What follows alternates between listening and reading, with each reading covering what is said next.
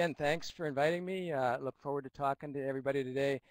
Yeah, I was saying that my first experience with biomass energy was working for a fuel wood project in Central America. Obviously different conditions, but some of the same issues. Where do we get the energy and how do we deal with it? So I want to talk a little bit about the experience in Minnesota and some of the opportunities we see for income and environmental benefits from this new interest in biomass for energy. So what I'd like to cover today is first the history of woody biomass in Minnesota, and that includes a pretty direct connection to nuclear energy in Minnesota. That's really what got us started with the biomass here. Some of the recent activities following that when it got started back in the 90s. Talk a little bit about some of the woody biomass using facilities in Minnesota, how they've developed, kind of where they're at with that. The potential income and environmental benefits that I mentioned initially. And then some of our current and ongoing efforts looking at biomass as a source of energy.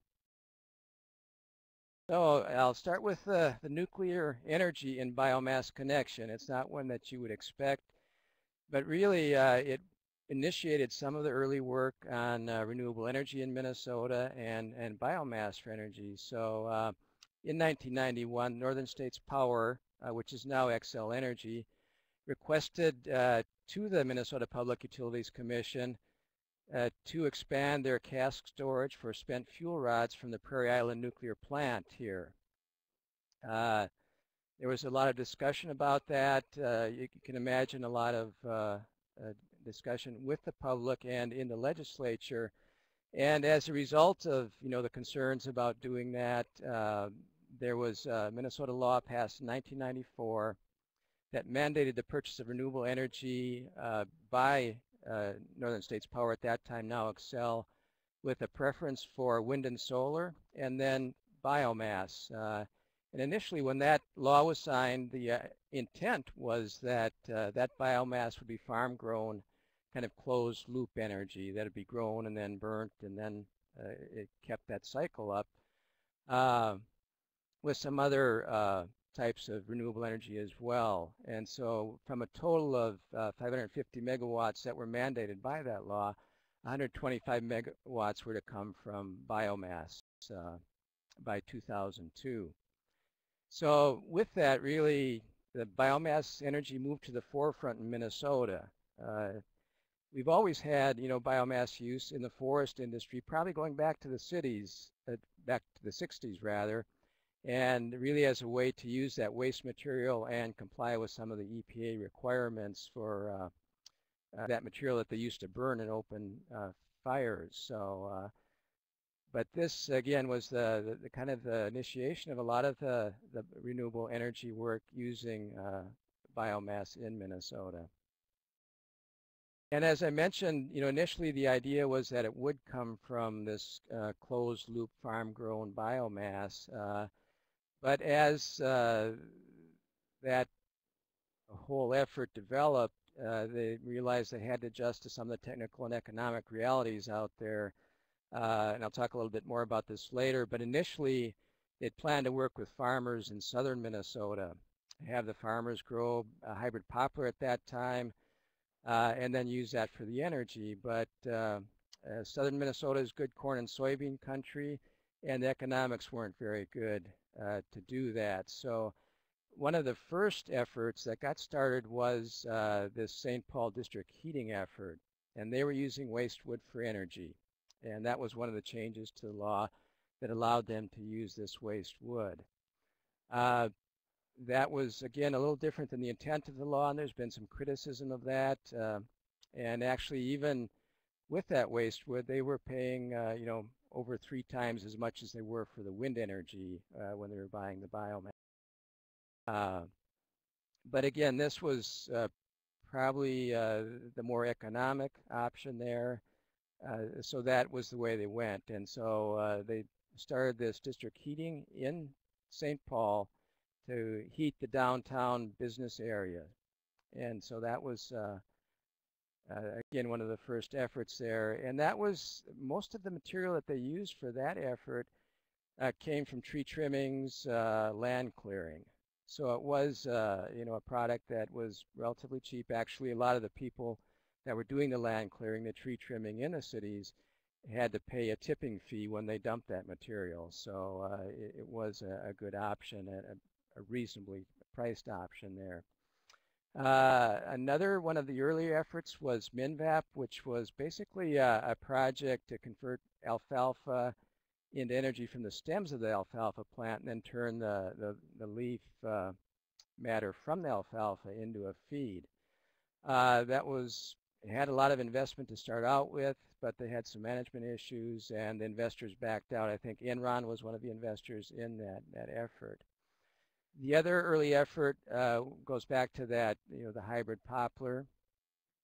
And there was a fellow in St. Peter, Minnesota, in the southern part of the state, again, some of the richest agricultural land in the state, who was looking at this whole tree system where you take a whole tree and feed it into some kind of a furnace or boiler to generate electricity. They worked on that, couldn't come up with an agreement that satisfied the farmers and the company, so that never really got off the ground. It's still kind of lurking out there, but again, it hasn't happened there. Following that kind of moved to a new effort. Another company bought the rights to that project, and they were going to do this in Waseca, Minnesota, again, southern Minnesota, kind of south central Minnesota, and with short rotation woody crops. And they were looking at the willows. So the company that was doing that worked with both the folks out in Oregon on the hybrid poplar and then SUNY in New York to look at the willows. So they were looking both at willows and poplars there. But I think a lot of what they were depending on, they were hoping to be able to use CRP land to be able to do that. And that didn't work out. So then this project moved one more time. And it became Laurentian Energy. And that was then placed in Northeast Minnesota in the cities of Virginia and Hibbing, which are municipal sources of energy for those communities. And that has been in operation since 2007. Again, if you're looking at that, the efforts in southern Minnesota, because of the competition with ag land, probably were to a certain extent doomed to failure from the start. And when it moved up then to the Laurentian Energy project, they were in an area with a lot more available biomass and a different type of biomass, which I'll talk about as we move through this. So as this whole process developed, again, going back to the nuclear energy plant and the cask storage, there were additional mandates developed, including using methane and other biomass-derived gases, alternative fuels from ag crops, combustion of ag waste, and then the woody residue and the short rotation woody crops again. One of the interesting things there was, as that project developed in Northeast Minnesota, that's where we have a lot of our forest industry. And there was a real concern on the part of the industry that they'd be competing with subsidized biomass for energy. And so there was a lot of resistance to that. And so actually in some of the legislation that came out, it indicated that no roundwood could be used to meet the renewable energy requirement for Xcel Energy. And I think that was specifically for that Laurentian Energy project. Then other things they looked at were landfill gas and municipal waste, again as ways to meet that mandate. Then in 2007, again, when there was really getting to be a lot of interest in the renewable energy, we had the next generation legislation. And when that came out, they were asking for the production of 25% of the energy in Minnesota to come from renewable sources by 2025. And actually with that legislation, they were also requiring Xcel, that had already started with renewable energy, to have 30% of their energy coming from renewable sources by 2025.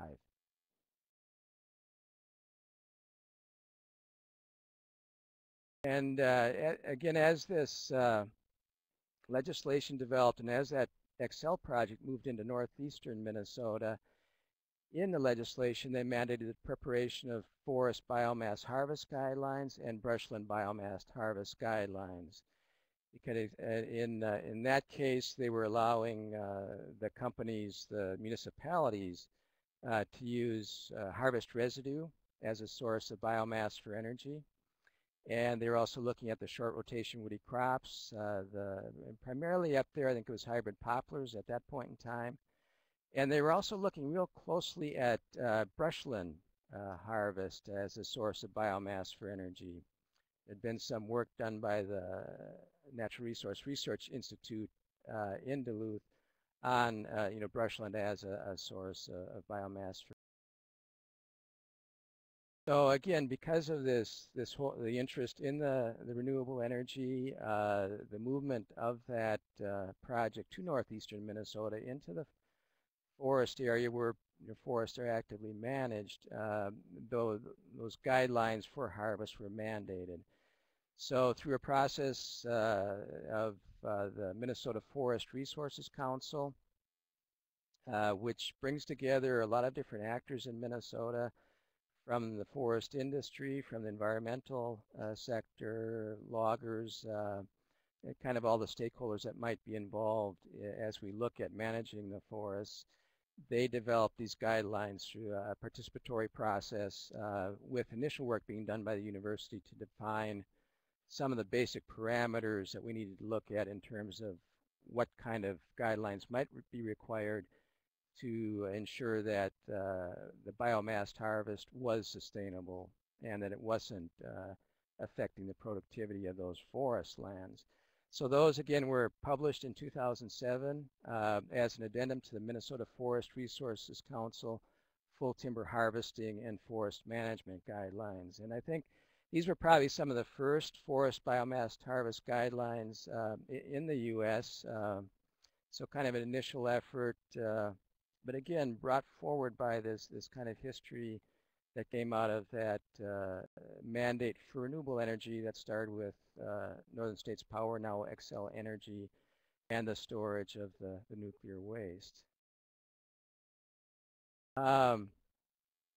So as that that mandate developed, we have companies, one, that are required to move towards more renewable sources of energy, and two, there's been other interest. So these are just some of the companies that have been working using renewable biomass, some of them for quite a while. So the Grand Rapids Cogeneration, that's Minnesota Power, I believe, and they, as an energy producer, do have to meet that mandate from the state legislature. The Hibbard Energy Center, then the Laurentian Renewable Energy, again in Virginia and Hibbing there. And you can see there these different facilities are using mill residual logging / other sources, and just a different mix depending on where they're at. So Sappy, again a timber was using a lot of slash for that. And there is some roundwood being used. It's not being used to meet the renewable energy mandate, but it is being used by some of these companies as a source of. And then Fibermin, which is actually a plant that was using turkey litter to generate energy. They found out quickly that the turkey litter was too wet to be used in their process. So one of the things that they needed to do was mix in some wood shavings or sawdust or mill residue to make that process work. So again, I'll be talking about 3 different cases. One is Laurentian that I've talked about already, and then the St. Paul District Energy to give you a better idea of what's going on there. So again, we've got the St. Paul District Energy. Again, that's really, it's actually heating and also cooling downtown St. Paul and a lot of the businesses there. The Laurentian Energy Authority, that's in northeastern Minnesota, in the heart of the timber production area of Minnesota. And then Coda Energy, which is a partnership between RAR Malting. RAR makes malt for beer. They're a family-owned company. I think they're the oldest family-owned malting company in the U.S. And the Shakopee Metawakanton Sioux community. RAR is located in Shakopee. So, and actually what they were doing, they had traditionally used natural gas for their process heat. And when they decided to switch to biomass for energy, and when they made the switch, the prices for their energy were very high. They've come down, so it hasn't worked out as well as they had hoped, but they continue to use the biomass for energy as well. We're working fairly closely with them, looking at different options to generate biomass for energy, both looking at woody biomass as well as the grasses that are being talked about for.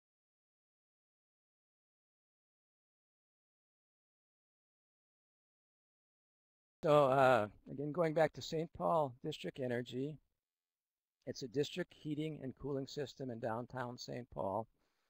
They have a 900 kilowatt cogeneration facility, 5 megawatt biomass cogeneration plant that was established in 2001. And it supplies more than 70% of the thermal energy required by that whole system. The heating system serves 85% of that area in downtown St. Paul, and the cooling system serves 65% square footage in that area in St. Paul. They have excess electricity generated, and that is sold to Xcel Energy when they have. They consume about 200,000 tons of green wood chips annually, and that displaces about 110,000 tons of coal per year. So there you do have some of the carbon benefits there. And as I mentioned earlier, their principal source of wood is land clearing, tree trimming, and pruning. So when we have a storm come through, they like that. They like to see some of those branches going. And they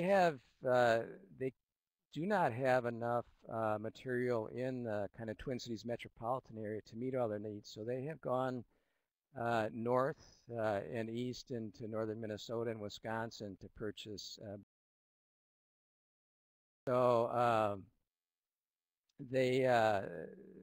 They've really kind of a model system. I think it's the largest system like that. They're combined heat and power, and they continue to develop. And really, they've done a good job of being able to take in a lot of that biomass, use it.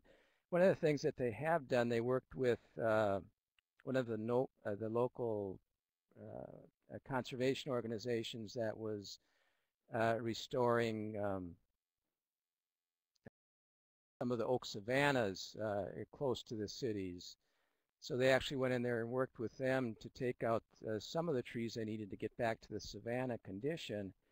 And so that made it a lot cheaper for the conservation organization to do that, but also provide them with a source of biomass. So win-win situation, and allowed the conservation organization to restore a lot more area than they would have been able to otherwise. Moving on to the Laurentian Energy Authority. Again, that was part of this power purchase agreement with Xcel Energy to meet their renewable energy requirement. And it's the one that moved from southern Minnesota to northeast Minnesota, and is now really relying heavily on harvest residue from forest harvest. They initiated their operations in 2006. And I think, as I mentioned before, they originally looked very closely at hybrid poplar as one of their sources of biomass.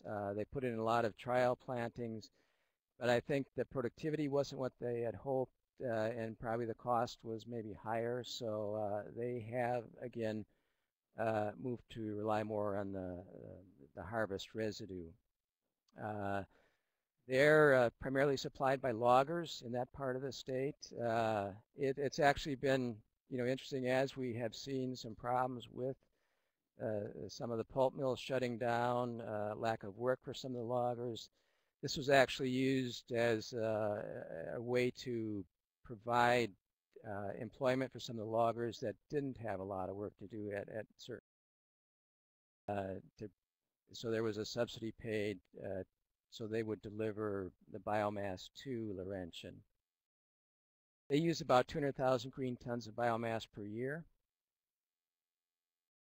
And again, it was really that the Laurentian project that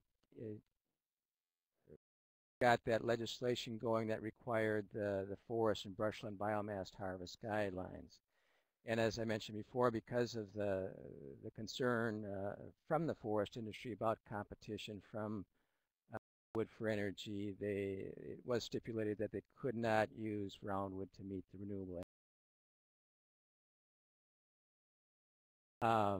So that's been, again, that project continues today. I think they're paying between $20 and $25 a green ton for energy that's delivered to their. Then the third one I want to talk about, again, is Coda Energy.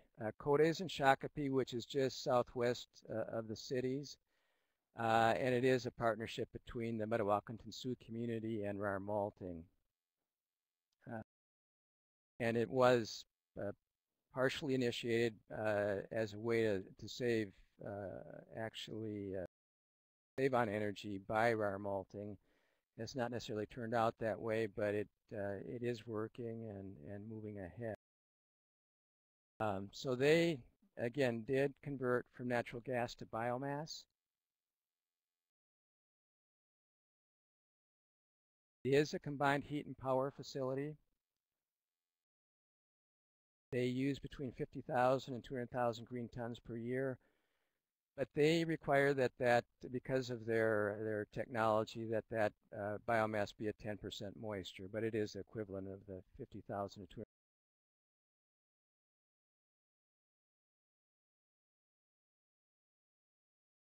And it's kind of interesting in the case of the Coda Energy project.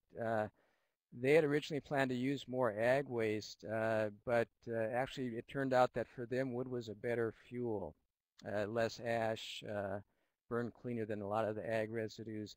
They do have barley sprouts as a byproduct of their process, and they do burn those as well.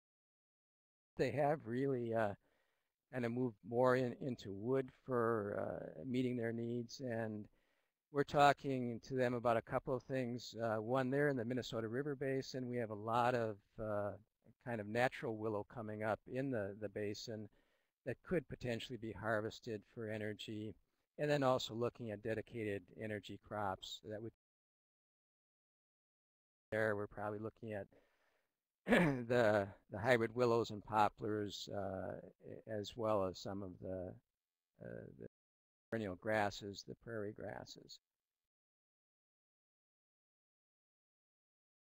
And again, we're working with them and also with the Twin Cities Met Council has some interest. They have sewage treatment plants with land.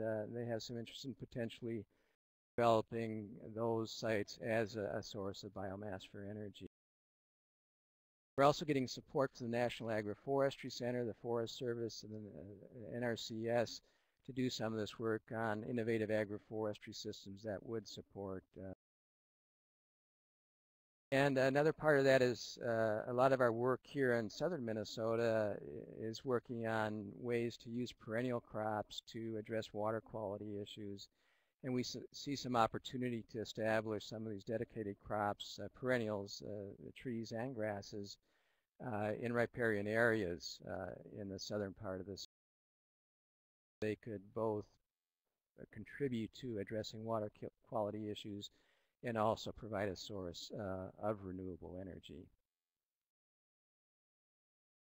Some of the issues that we're facing right now, and I think this is probably similar things are happening around the country. The next generation mandates may be rescinded by the current state legislature. There's some concern there about them being too stringent and restrictions on energy production. So that we don't know what's going to happen with that yet, but that is a possibility. I think one of the issues that we've seen from the outset as we looked at biomass for energy has been this lack of infrastructure and equipment needed for handling and processing new sources. Again, you're looking at, in some cases, thinnings, which we know more about, but harvesting brushland, which we haven't done a lot of. So a lot of this is new to loggers, to managers. How do we do this? So develop the infrastructure, either modify equipment or find new equipment will allow us to harvest some of this material. Those are areas where we are working. There have been some demonstrations of harvesting equipment in Minnesota. We brought in a bio baler for willows and for brushland that worked pretty well. We have one in Minnesota now. We're still waiting to see how that works out kind of in the long term. And then they brought in some of the harvesters that have been used in New York on the willows and the plantation willows out there.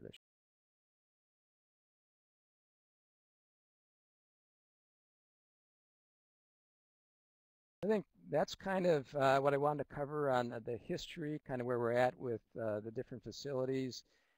We have been lucky to have the operations like, the Laurentian Energy Authority in the north, District Energy in St. Paul, and the Coda Energy Project in Shakopee that right now are providing markets for biomass for energy. And that allows us to kind of try out some of these systems. We have that market.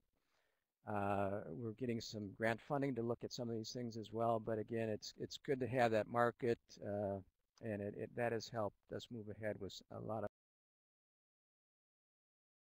So again, looking at all this, we're seeing opportunities to produce dedicated woody biomass crops, improve forest management, increase the value of timber sales through the sale of slash materials when that makes economic sense, and then manage brushland areas for wildlife habitat and biomass production. That's one that's been real interesting. There's been a lot of interest from the kind of the wildlife community, the wildlife managers in the DNR and other conservation groups that are managing for some of the game birds to have this brush harvested to maintain grass systems. So has generated quite a bit of interest. So if we talk about the dedicated energy crops, we do have the hybrid poplar and willow. We have quite a bit of experience in Minnesota with the hybrid poplar, not so much with willow. So we do have a pretty good feeling for what we can do, what we can get in terms of productivity with the poplar.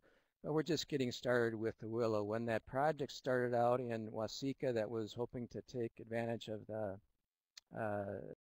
Excel renewable energy mandate, they brought in a lot of the willows from New York, from Cooney's work out there with willow production. I know Tim Volk's going to be talking next week or in the next session rather, and we work very closely with Tim to try out some of those materials in Minnesota.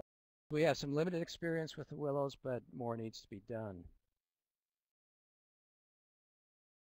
Again there, if we're talking about the biomass for energy, with the willows it is a 3-year rotation. With the hybrid poplars, folks talk about a 6-year rotation.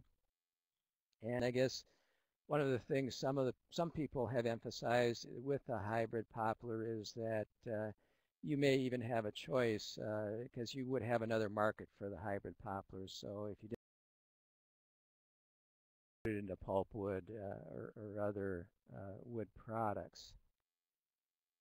The economics is improving on those crops, but still it's marginal. And again, especially if you look at the southern part of the state, if you're competing with $7 corn, we can't really make those. We are looking at opportunities, again, looking at water quality issues, the carbon issue, that if there are payments for environmental services, that might make some of these dedicated energy crops more competitive.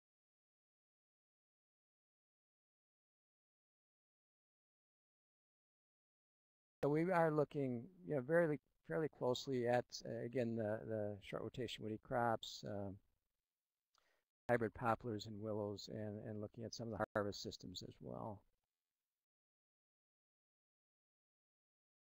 The other area we've have kind of explored, and we have a lot of stands in Minnesota that could probably use earlier thinning. Thinnings aren't done now just because the costs are too high to do pre-commercial thinnings. But at the same time, some of the research data has shown that thinning has the potential to increase productivity of stand 10 or more. So again, that thinning could provide an important source of biomass and productivity enhancement. And if you could get a payment for what you took out in those thinnings, that might help defray the cost of the thinning, and it might bring it down to the point where it did make economic sense to do the thinning to get the increase. In that case, you may just only be lowering the cost of the thinning, but at least that.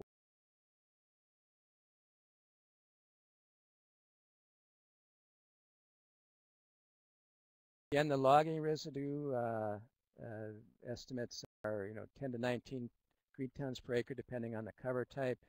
As part of some work we did about the same time as Laurentian was getting started, actually the DNR did, was to look at how much residue was available after harvest, different sites in Minnesota. So they've put together a publication on that that allows us to do those estimations.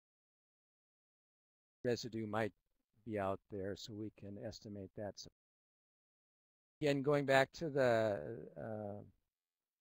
guidelines for maintaining site productivity and the guidelines for biomass harvest, you're probably, a lot of those guidelines are saying you need to leave up to 30% on the site to maintain. Of course, that's going to depend on the site, but again, some of the material has to be left behind there, and that's gone into all the calculations as we look at of some of those materials.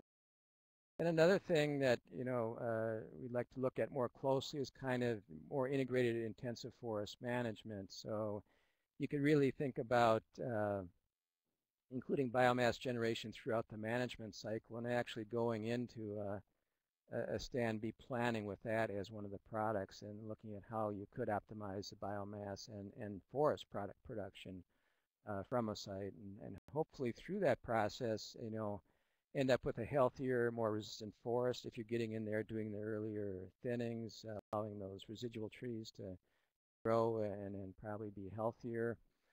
And then that improved forest productivity for a number of benefits. Always, under that condition that you're using guidelines that ensure that environmental services, that site productivity is maintained. May also provide some additional employment opportunities as you go in and do the timber stand improvement.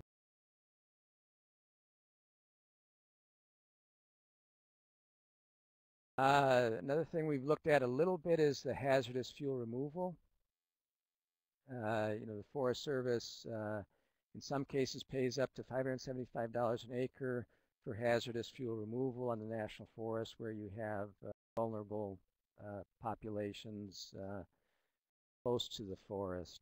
There were 14,000 acres that needed treating on the Superior National Forest in 2007 with roughly 7 to 10 acre. These are kind of rough figures. So by harvesting that hazardous fuel for biomass energy use, you could reduce value to then Again, a little work has been done on that. More needs to be done. Brushland harvest. And again, that's something that's happening already. The DNR does a lot of brushland harvest, again, for wildlife management, and generally that brush is sheared, piled, and then burned. When it could potentially be harvested and sold if you have that need for the renewable energy. Bill Bergeson up in Duluth has done some work looking at this, and you know that brush that's out there, there's a lot of difference in density of brush. So really, if you want to look at something that is going to be economically viable, you have not going to work in all cases, but it can in some. And kind of depending on, again, if the DNR is already paying people to remove this brush, maybe there is a way to reduce the cost of some of those treatments. Sale of that brush for biomass. Again, that work that Bill has done, he's estimated about 12 to 17 dry tons per acre. But again, that's on the well-stocked sites, and have to be pretty careful about where you did that and identifying. Those are just a couple of pictures of how some of that work is done currently. Again, when we brought in the biomass Baylor, they took that to a couple different sites and ran it. Did very well. If you had a lot of grass, it had problems, and it could handle stems up to about 4 to 5 inches in diameter. Then it would put them in a round bale that could be left on site to dry or hauled off site. And again, you know, as always, there are environmental concerns. There's this concern about overharvest of the forest lands, the depletion of nutrients when removing greater amount of material. That's why we have the brushland / harvest principles that were developed between the UMN and the Minnesota Forest Resources Council. And right now there's a couple projects through the Department of Forestry here at the U looking at the site level impacts of biomass harvest. So into a lot more detail.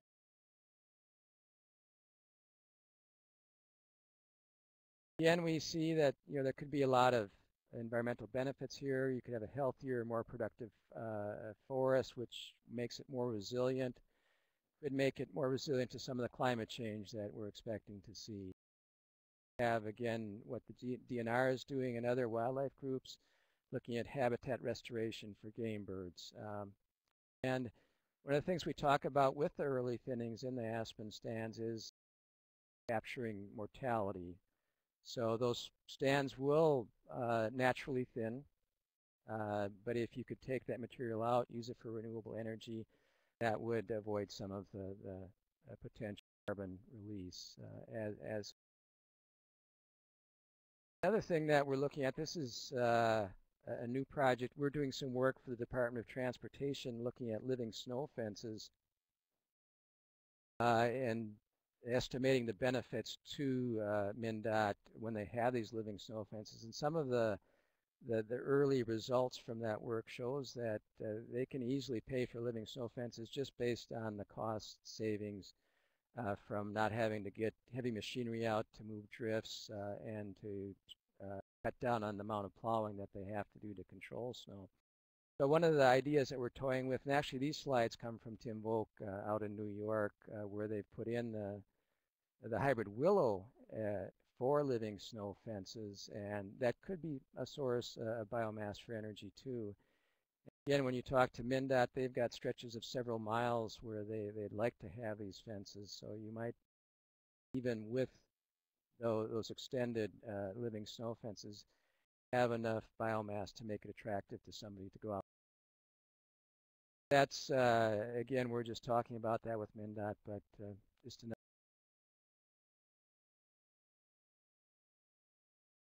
And just to mention some recent work that has been done, this 2010 Outlook for Forest Biomass Availability in Minnesota, that's physical, environmental, and economic and social availability.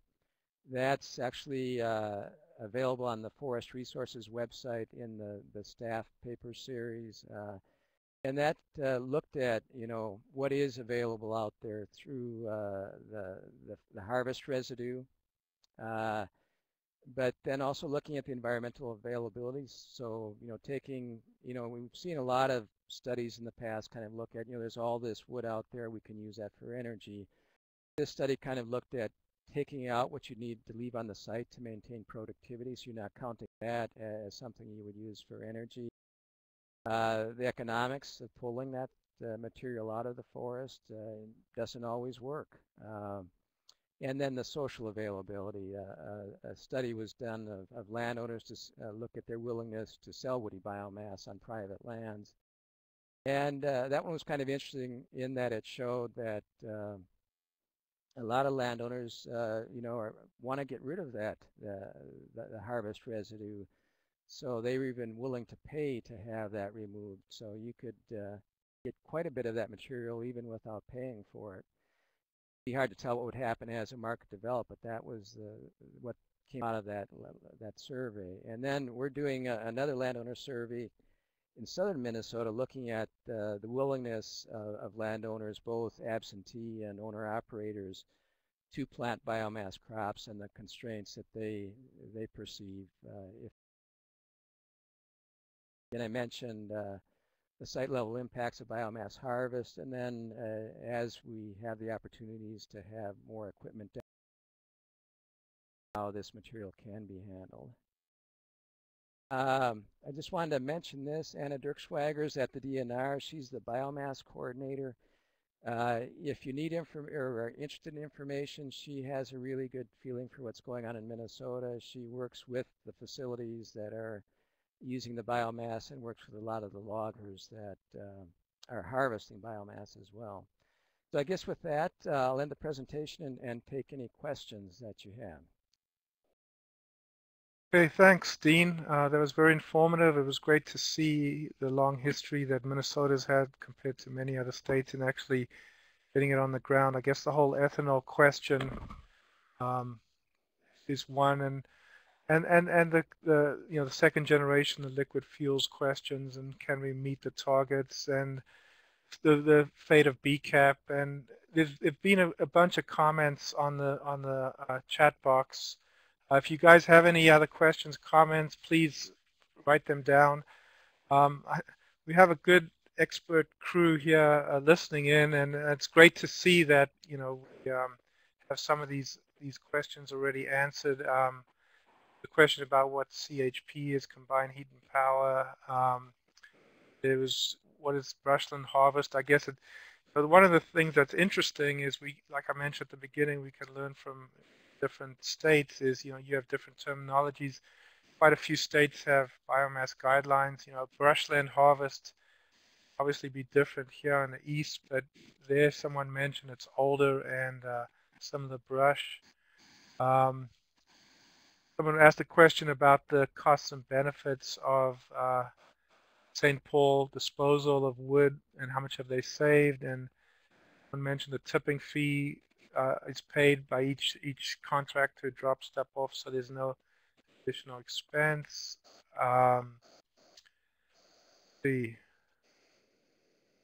Talking about the size of the residual, the round with the pulp, 3 to 4 inches.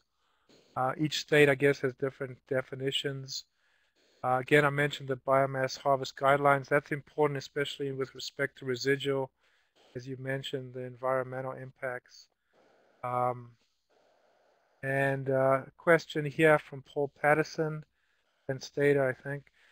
Are there real markets for the biomass, and what is the price a person would receive?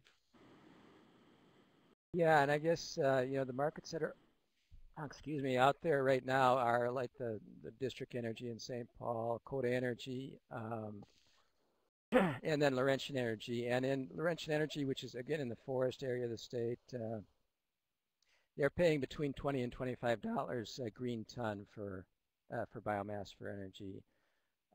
District Energy, I'm not sure. I don't know. I saw that Lance Sorensen is on the line. He might have an idea.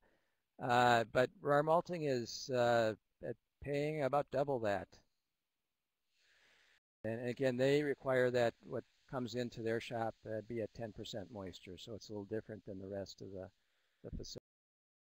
Yeah, I mean, Paul's question, I guess, I don't know. I mean, in Pennsylvania, we also have markets for biomass. I mean, the question is it's obviously not as mature as, say, pulp markets, but generally the prices we're getting for people who are burning biomass are similar to what pulp producers are getting. Let's see. Isn't there a study from Minnesota that showed that even if 100% removal of woody biomass is attempted, the actual removal is far from this? In other words, we don't have the ability to remove more than 70 to 80% of woody biomass on a site, even if we wanted to. Yeah, and there is a study that, and Mike Demchek, who's at Stevens Point now, worked with us on that.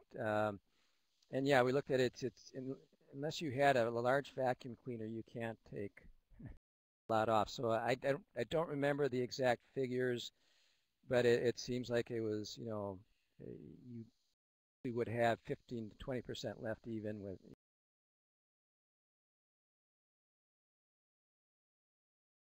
Okay, we can see some people writing in some of the responses. Yeah, I mean, it's very difficult to get every stick of wood out of a forest.